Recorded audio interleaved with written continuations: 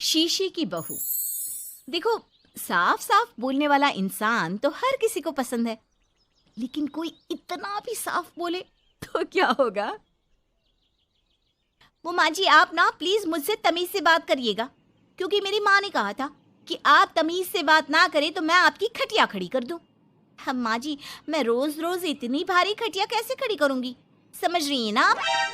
अरे क्या क्या बोली जा रही है बहू? तबीयत तो ठीक है ना? हाँ माँ जी, मैं तो साफ बात करती हूँ। आप तो जानती है ना, मुझे बात को घुमाना नहीं आता। अरे तुझे बात नहीं घुमानी आती तो मुझे हाथ घुमाना आता है बहू। टेंशन ना ले। और हाँ, इस घर में कोई पैदा नहीं हुआ जो मेरी खटिया खड़ी कर दे, समझी? जा जाकर काम कर। बहू किचन में चली जाती है। सामने खड़ी होती है काम वाली, धीरे धीरे हंस रही होती है। काम वाली हो, महारानी बनने की कोशिश मत करो, समझी?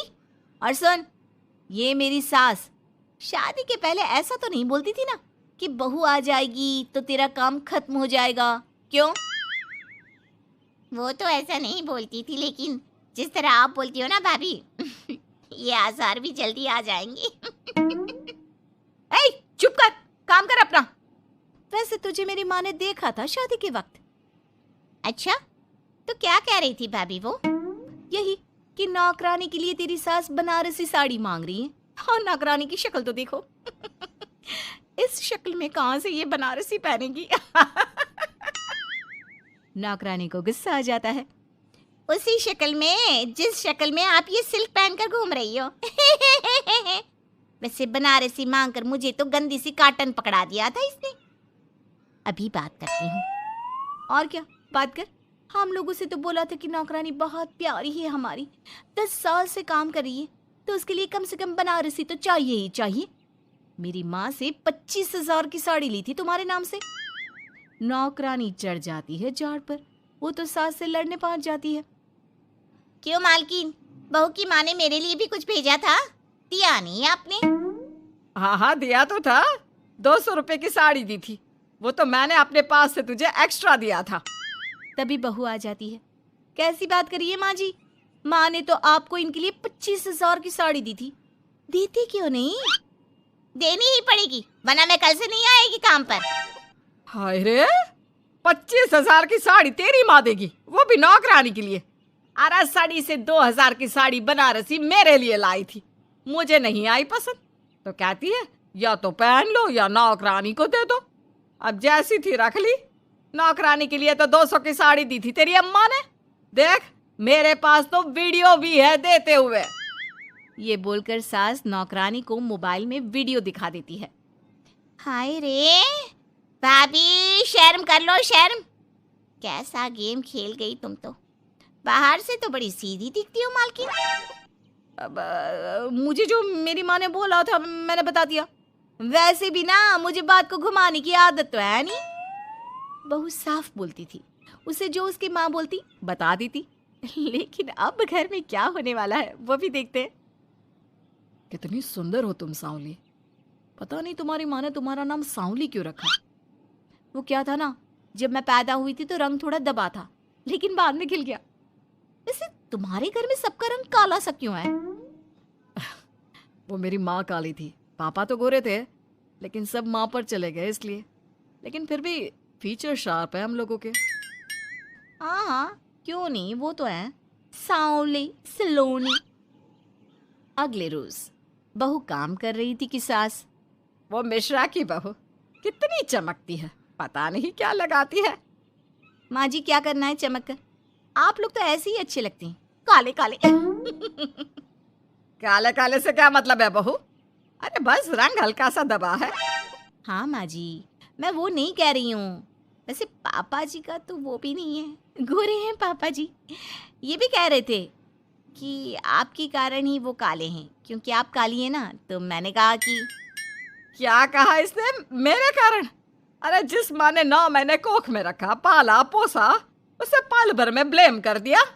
वाह रे मेरे बेटे, मेरी परवरिश में ही कमी होगी कि मेरा ही बेटा माँ को काला बोल रहा है। क्या है माँ जी, जबरदस्ती इनको कोस रही हैं? एक तो मैंने आपको बता दिया कि ये क्या बोल रहे थे। हाँ हाँ बहू, तू तो शीशे की तरह साफ है, इसमें दो राय नहीं। लेकिन तेरे साफ बोलने से कई बार लोगों के दिल टूट जाते हैं। तो वही बोला कर जिससे लोगों का मन खराब ना हो। वैसे अगर मेरे बेटे ने मुझे काला बोला भी तो मैं जानती हूँ कि वो किसी और संदर्भ में बोल रहा होगा। मैं भी ना कभी कभी कैसे बच्चों जैसी बात करती हूँ। सास काम पर लग जाती है और बहू भी। एक रोज, चल बहू जरा मंदिर होकर आते हैं। मंदिर में सब पूछते हैं बहू कैसी है, बहू कैसी है। मैंने कहा खुद ही मिल लेना, ले आती हूँ उसे। सास बहू मंदिर जाते हैं, जहाँ सास की टोली बहू का स्वागत करती है, उसे आशीर्वाद देती है और फिर, बहू कैसा लग रहा है ससुराल में, घर में एडजस्ट हो गई? अच्छा तो खैर नहीं लग रहा है, लेकिन क्या करें, रहना तो होगा ही ना, शादी जो की है। वैसे माँ जी का व्यवहार अच्छा है, लेकिन अरे बहू, तूने मुझे बताया नहीं कि तेरा मन नहीं लगता। और सास का व्यवहार अच्छा है तो क्या पति मारता है? अरे नहीं नहीं नहीं नहीं, वो क्या है ना, मेरा गांव का घर बड़ा, बड़े आंगन, खुली रसोई, कमरे। यहाँ शहर में तो लगता है किसी ने टांग दिया है घोंसले में। इसलिए नहीं लगता मन। औरतें बहू की बात पर हंसने लगती है। बड़ी ही सीधी बहू है तेरी, मन की सारी बात करती है किसी के भी सामने। सास बहू घर आ जाती हैं। मेरा मन करता है कि हम भी ये शहर से थोड़ा दूर रहने क्यों ना जाए, जिससे हम भी बड़े मकान में रह सके। पर माँ जी, फिर इनका ऑफिस दूर हो जाएगा। हम तो घर में फिर भी रह लेते हैं, इनको आने जाने में समस्या होगी ना। हाँ ये तो सही है, पर क्या करे। मेरी माँ कह रही थी कि तेरे सास ससुर गांव जाकर क्यों नहीं रहते, फिर ये मकान तुझे बड़ा लगने लगेगा। तभी ससुर आ जाते हैं। अच्छा, तो तूने क्या कहा इस बात पर? मैंने कहा कि फिर मैं क्या करूंगी घर में अकेले रहकर, फिर तो मेरा मन भी नहीं लगेगा। चलो कुछ तो अच्छी बात है तेरे में। मैं क्या कह रहा था, क्यों ना हम सच्ची गांव चले कुछ दिनों के लिए, कुछ काम भी है गांव में। सास ससुर गांव चले जाते हैं। बहू घर में अकेली थी कि तभी बहू की माँ आ जाती है। हाय रे, कितना प्यारा सजा है तेरा घर। वैसे बुढ़ा बुढ़ी कब आ रहे हैं? माँ, मेरी सास अभी बूढ़ी नहीं हुई है, और बुरा मत माना, तू ज्यादा बड़ी लगती है उनसे। चुप कर, माँ हूँ मैं तेरी और सास की गुण गा रही है। वैसे बेटी, शहर में रहने का शौक बहुत है मुझे, काश मैं भी रह पाती शहर। हाँ तो आ जाना माँ, भाई को बोल यही नौकरी करे, पिताजी भी कोई काम शहर में कर लेंगे, और तू भी देख लेना कोई काम। क्योंकि माँ, जितना आराम गांव में है ना, शहर में नहीं है। यहाँ तो हर चीज खरीद कर ही खानी पड़ती है, ना कोई खेत ना कोई खलियान। तेरे सास ससुर परमानेंट गांव चले जाए तो मैं यहाँ तेरे पास रह लूं, रोज घूमूं फिरूं, शॉपिंग करूं, शहरी मेम बनकर रहूं। वैसे तू क्या ये साड़ी सूट में रहती है? अरे तू भी शर्ट पैंट पहना कर। तुम कहती हो तो मैं कल ही लेकर आती हूँ। शॉपिंग करने चलेंगे ना। बेटी शहरी कपड़े लेकर आती है और पहन लेती है। अरे ये क्या पहना है, तुम तो साड़ी सूट में ही अच्छी लगती हो। अरे दामाद जी, हमने बेटी शहर में भी आई है, यही सब पहनाना था तो वो कल्लू का बेटा जो गांव में था वो ठीक नहीं था क्या? उससे ना करवा देती शादी? माँ, कल्लू का बेटा तो गूंगा था ना, उससे कैसे कर लेती शादी? और उसे तो मैं भाई मानती हूँ, कुछ भी मत बोला करो माँ। माँ सर पर हाथ रख लेती है। अच्छा बेटी, मैं तो चली, तेरी सास कभी भी आ सकती है। तो माँ से मिलकर जाइएगा ना। अरे नहीं नहीं, वो क्या है ना, बंधन में रहना पसंद नहीं है हमको। समधन जी की जबान तेज है थोड़ी। बुरा मत मानना, चलते हैं। माँ तो चली जाती है, लेकिन पीछे से बेटी को पहना कर जाती है वेस्टर्न कपड़े, और माँ के जाने के बाद एंट्री हो जाती है सास ससुर की। बहू खड़ी होती है पैंट शर्ट में। बहू ये क्या पहना है? बहू, इस घर में ये सब नहीं चलेगा। यही सब वाली लड़की लानी होती तो हम शहर की ना ले आते। माँ जी, मेरी माँ ने कहा है कि उन्होंने मेरी शादी शहर में इसलिए नहीं की कि मैं साड़ी और सूट पहनूं। तेरी माँ आई थी क्या? हाँ, वो आप लोग गए थे ना तो आ गई शहर घूमने। तो फिर चली क्यों गई? क्योंकि माँ जी की जबान तेज है ना। अरे क्या बोली जा रही हो? क्यों? अबे यही तो बोला था माँ ने, तुमने नहीं सुना था क्या? देख बेटा, ऐसी बात नहीं करते। खैर जा, कपड़े बदल ले। नहीं, अगर बहू तुझे ठीक लग रहा है तो बेटा पहन ही रहे। पर मुझे ये टाइट कपड़े अच्छे नहीं लगते। वो क्या है ना, साड़ी में फ्री रहती हूँ, लेकिन क्योंकि माँ ने कहा तो। अरे कोई बात नहीं बहू। शादी में आई चुड़ैल। अन्नपुर नाम के एक गांव में शादी चल रही होती है। वाह, मजा आ गया फूफा जी। शादी में क्या खाना बना है, बाराती तो उंगलियां चाटते रह जाएंगे। हाँ, तुमने सही कहा, पनीर की सब्जी का तो कोई जवाब ही नहीं। दूसरी तरफ पंडित जी फेरों की तैयारी कर रहे होते हैं कि तभी वहाँ एक चुड़ैल आ जाती है। अरे मर गया रे, ये चुड़ैल यहाँ क्या कर रही है? अरे दिवाकर जी, ये आपकी कौन सी रिश्तेदार है? अरे मुझे क्या पता, क्या भाग्यवान, कहीं ये तुम्हारे मायके से तो नहीं आई है।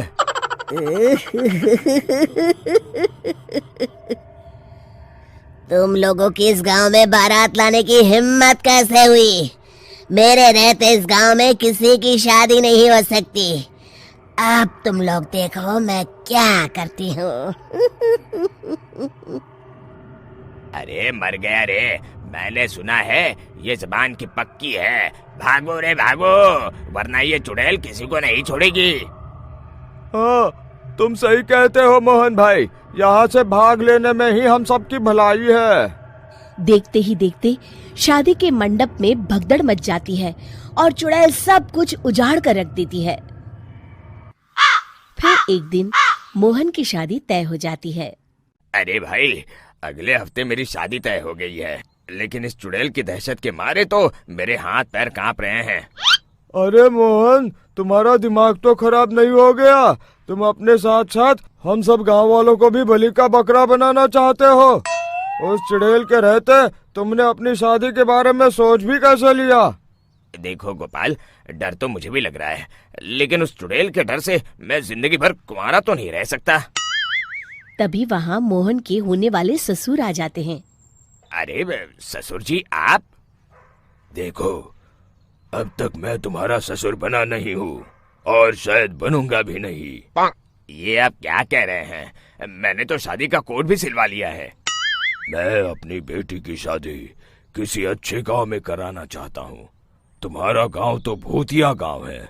मैं तो क्या, अब तो कोई भी अपनी लड़की इस गांव वालों को नहीं देगा। इस तरह चुड़ैल के डर से उस गांव में किसी की भी शादी नहीं हो पाती। फिर एक दिन गांव के जमींदार अपनी बेटी की शादी करने का विचार करते हैं, लेकिन चुड़ैल के डर से उनकी भी हिम्मत जवाब दे देती है।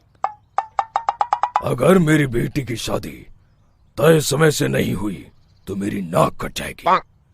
मुझे कुछ करना ही होगा। एक सलाहकार के कहने पर जमींदार काशी से एक बहुत ही नामी तांत्रिक को अपने घर बुलवाते हैं, जो भूत चुड़ैल को पकड़ने में माहिर माना जाता था। जमींदार साहब, आप चिंता मत करिए। इस गांव की सीमा में प्रवेश करते ही मुझे उस चुड़ैल के बारे में सब पता चल गया था। आप उसे जल्दी से जल्दी कैद कर लीजिए ताकि मैं अपनी बेटी की शादी कर सकूं। जब वो चुड़ैल एक इंसान थी, तब ठीक उसकी शादी करने वाले दिन ही उसकी और उसके होने वाले पति की एक दुर्घटना में मौत हो गई थी। उसका होने वाला पति आज भी भूत बनकर जंगल में भटकता है।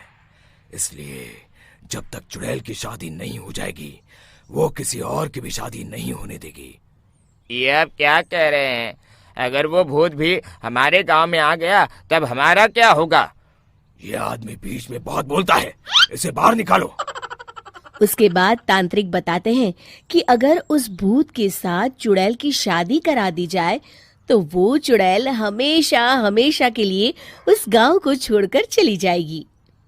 जमींदार साहब, आप अपनी बेटी की शादी की तैयारी शुरू कर दीजिए। मैं कुछ गांव वालों को अपने साथ लेकर उस भूत को ढूंढने जंगल की ओर जाता हूँ। इस तरह जमींदार निश्चित होकर अपनी बेटी की शादी करवाने लगते हैं, लेकिन तभी वहाँ चुड़ैल आ जाती है। मैंने तुम गांव वालों को समझाया था ना कि इस गांव में कभी कोई शादी नहीं करेगा। लगता है तुम लोग मुझे हल्के में ले रहे हो। चुड़ैल जमींदार की बेटी को उठा लेती है।